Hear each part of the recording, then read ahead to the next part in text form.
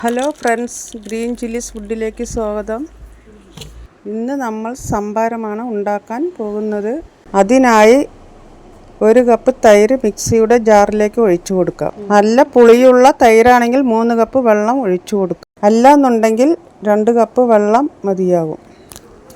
ആവശ്യത്തിന് ഉപ്പും കൂടി ചേർത്ത് നന്നായി അടിച്ചെടുക്കുക.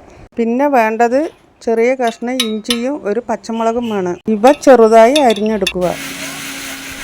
പിന്നെ വേണ്ടത് കറിവേപ്പിലയും നാരങ്ങയിലയുമാണ്. ഫ്രണ്ട്സ്, നമ്മുടെ പുതിയ ചാനലാണ്. ഒന്ന് സബ്സ്ക്രൈബ് ചെയ്ത് സപ്പോർട്ട് ചെയ്യണേ. വീഡിയോ ഇഷ്ടമായാൽ ലൈക്കും ഷെയറും ചെയ്യണേ.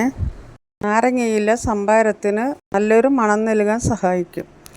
ഇവയെല്ലാം ചേർത്ത് നന്നായി ആറ്റിയെടുത്താൽ അടിപൊളി സംഭാരം റെഡി.